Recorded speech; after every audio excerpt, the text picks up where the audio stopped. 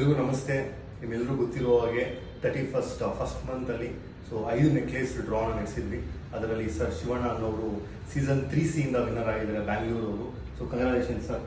1 ಲಕ್ಷ ಬೆಲೆ ಬಾಳುವಂಥ ಒಂದು necklace hand over ಮಾಡ್ತಾ ಇದ್ದೀವಿ. ಹೇಗೆ ಅನಿಸ್ತದೆ ಸರ್ ನಿಮ್ಮ ಡ್ರೀಮ್ ಡೀಲ್ ಅಭಿಪ್ರಾಯ ಕಸ್ಟಮರ್ಸ್ಗೆ ಹೇಳ್ಬೋದಾ? ಭಾಳ ಖುಷಿ ಆಯಿತು. ಈ ಡ್ರೀಮ್ ಡೀ ಇಂದ ನೆಕ್ಲೆಸ್ ಬಂದಿದೆ.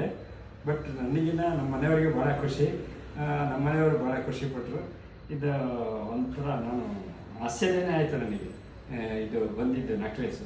ನನಗೆ ನಂಬಕ್ಕೆ ಆಗಲಿಲ್ಲ ನೆಕ್ಲೆಸ್ ಬಂದಿದೆ ಅಂತ. ಬಟ್ ನಾನು ಶಿವಣ್ಣನವ್ರು ಎಷ್ಟೋ ಜನ ಇರ್ತಾರೆ, ಅವರು ಬಂದಿರ್ಬೋದು ಅಂದ್ಕೊಂಡೆ. ಆಮೇಲೆ ನಿಮ್ಮ ಲೈವ್ ನೋಡಿದ್ಮೇಲೆ ನನಗೆ ಕನ್ಫರ್ಮ್ ಆಯಿತು. ಭಾಳ ಖುಷಿ ಆಯಿತು.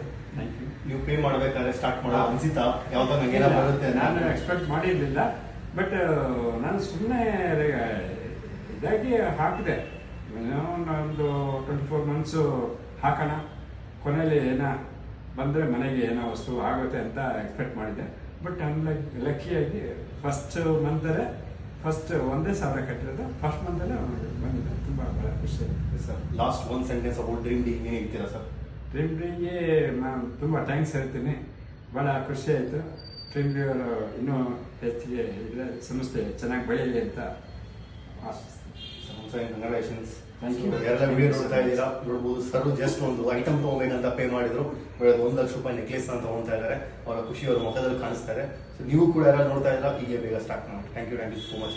Thank you.